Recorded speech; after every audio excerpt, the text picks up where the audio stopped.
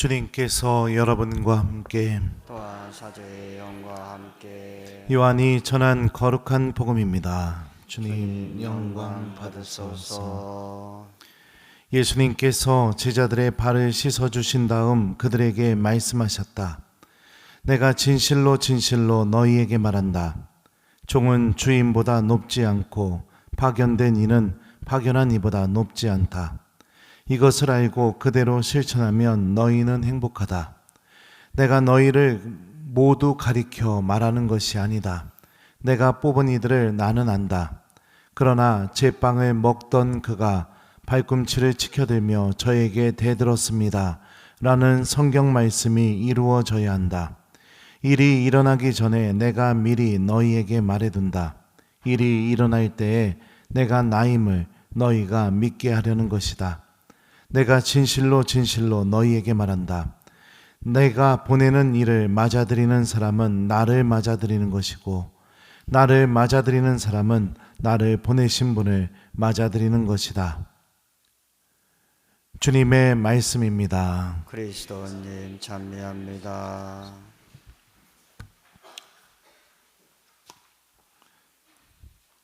어서서 성령님. 종은 주인보다 높지 않고 파견된 이는 파견한 이보다 높지 않다. 이것을 알고 그대로 실천하면 너희는 행복하다. 안녕하세요. 이렇게 교우들끼리 만났는데 거기서 자꾸 자기가 원하는 대로만 하려고 막 고집부리고 그러면은 그 사람하고 잘 지낼 수 있을까요? 회의하는데 자기 의견하고 좀 반대되는 의견을 들으면 막 화를 내고 막 인상 쓰고 막 그러면은 그 사람하고 회의가 가능할까요? 예? 왜요? 그냥 내 뜻이 다 옳다 이렇게 생각하고 그냥 예를 들면은 미사 끝나고 밥 먹으러 가는데도 뭐 먹을까 서로 얘기를 이렇게 나누고 있는데 갑자기 그냥 짜장면 먹어. 짜장면. 다 일로 와. 자꾸 짜장면집 가가지고서 이제 메뉴판을 보면서 다 같이 나는 뭐 먹을까? 나는 볶음밥을 먹어야겠다. 이렇게 생각하고 있는데 저 직원 오자마자 전부 다 짜장면 주세요. 딱 이러고 왜 네 마음대로 시켜? 그냥 먹어. 뭐 이런 사람이 있으면 어떨까요? 그리고 또 뭐 구역회나 아니면 구역 모임이나 막 이런데 하는데 우리 구역에서 이번에 이걸 좀 해보자 하는데 거기다 그렇게 의견을 내는 자리에서 의견을 내는 거잖아요. 그죠? 그걸 토론하는 자리고. 의견을 냈는데 내 의견에 대해서 좀 뭐 이런 애 저런 애 막 얘기하면 거기서 막 화를 확 내면서 막 이러고 막 그러면은 그런 사람하고 좋은 관계를 맺을 수 있냐고요. 1번 있다, 2번 없다. 당연하죠. 내가 주인이 되려고 하면 관계가 끊어질 수밖에 없습니다. 하느님과의 관계에서도 마찬가지예요. 내가 하느님과의 관계에서 주인이 되려고 한다 보면 하느님이 내 안에서 하실 수 있는 게 아무것도 없습니다. 혼자 자기 뜻대로 다 하려고 하는 사람하고 그 사람하고 내가 뭔가를 함께 할 수 없는 것처럼 신앙생활에서도 마찬가지입니다. 또 생각해 봐요. 예를 들어서 누가 이제 보내가지고 왔어요. 왔는데, 그러니까 이 사람은 누군가가 보내서 온 사람이에요. 근데 왔는데 자기 마음대로 다 결정을 해버려요. 막 아무 권한도 없는데 이렇게 하세요, 저렇게 하세요, 막. 그러면 이거 누가 책임집니까?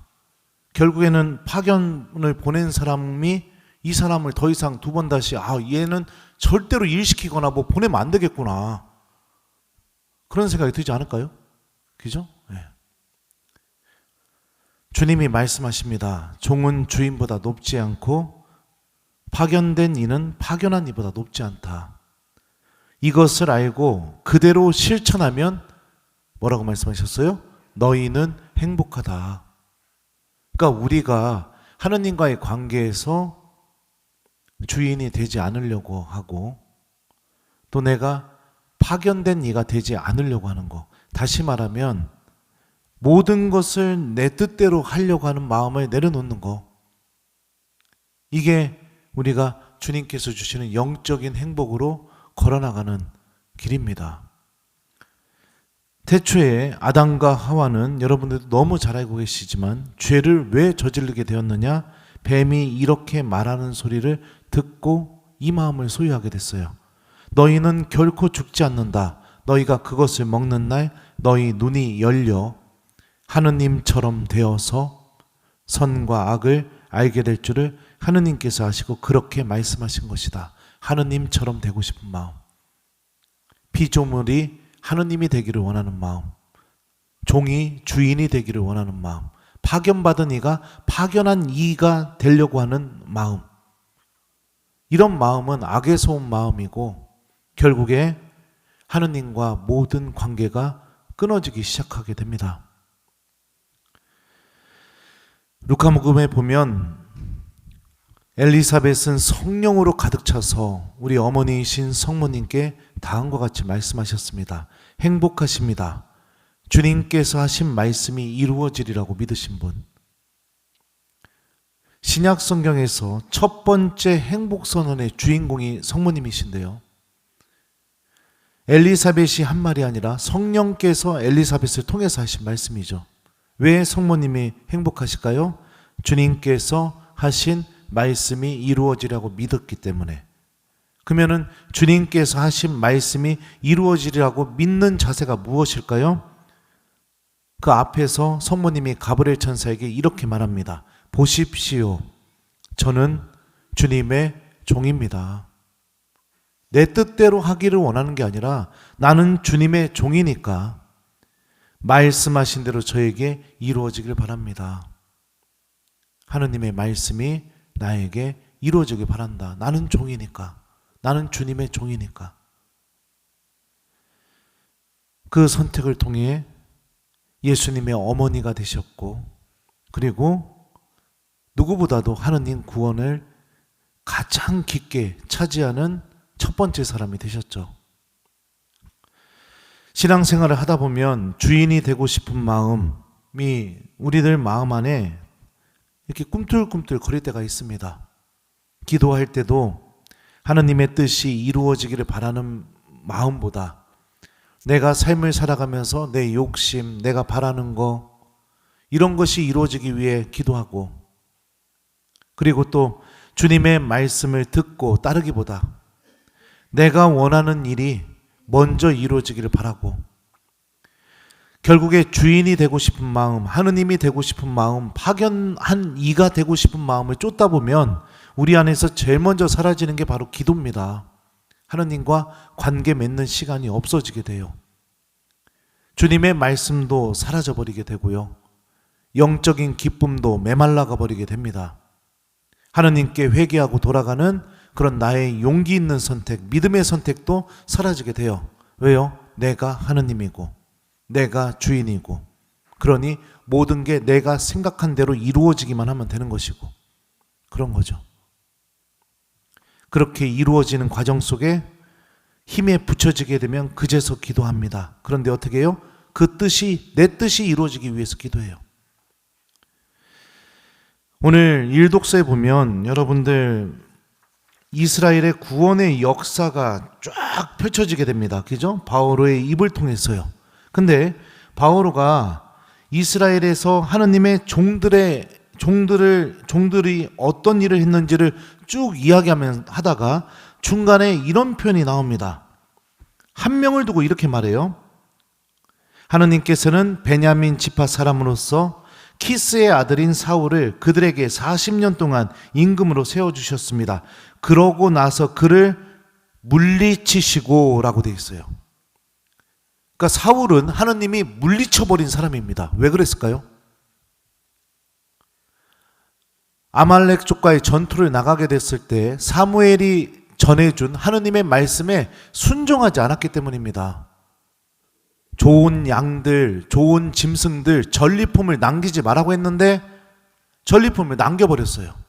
그리고 나서 사무엘이 문제를 삼으니까 뭐라고 합니까? 이거는 주 어르신의 하느님께 제사 드리기 위해서 제가 따로 빼놓은 겁니다. 이렇게 핑계를 대요.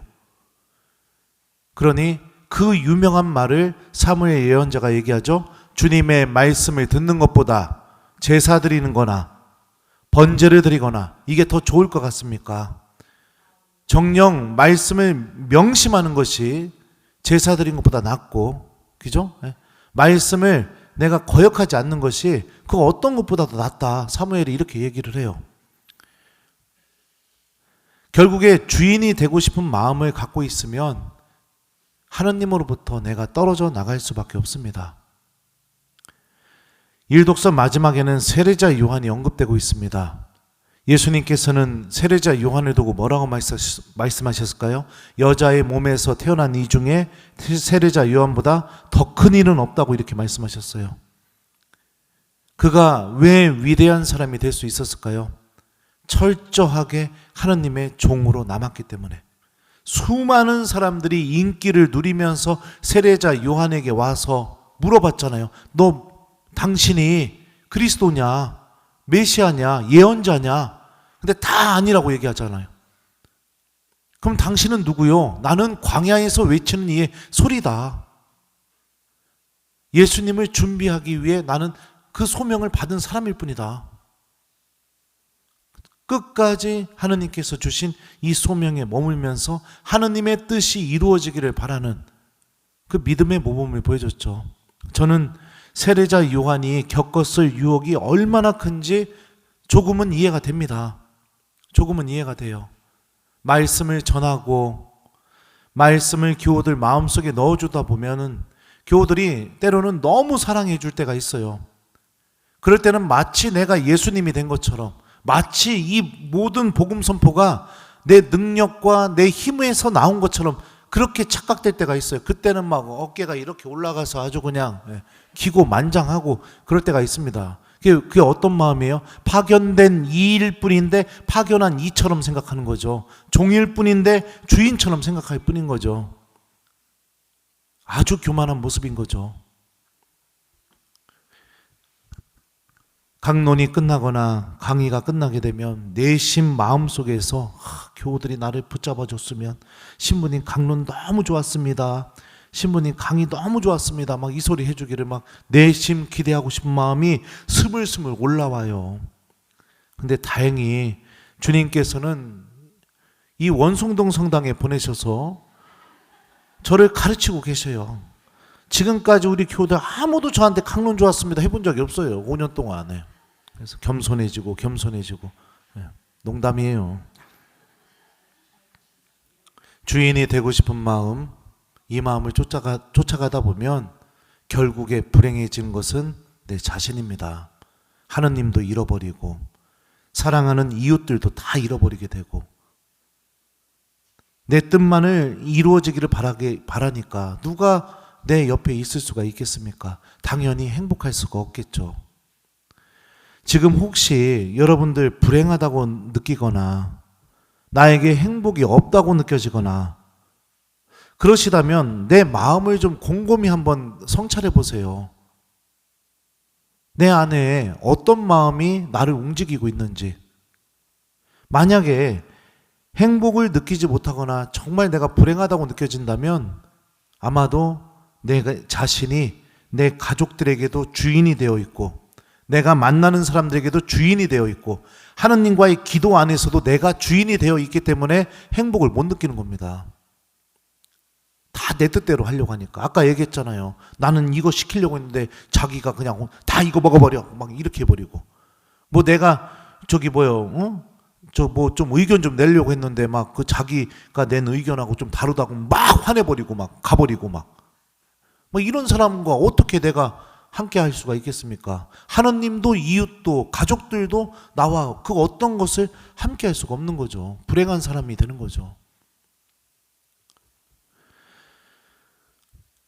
우리들의 주님이신 예수님 안에서 답을 찾으십시오. 무릎을 꿇고 가장 더러운 제자들의 발을 닦아주시고, 아무도 다가가려고 하지 않았던 가난한 이들에게 다가가서 친구가 되어주시고,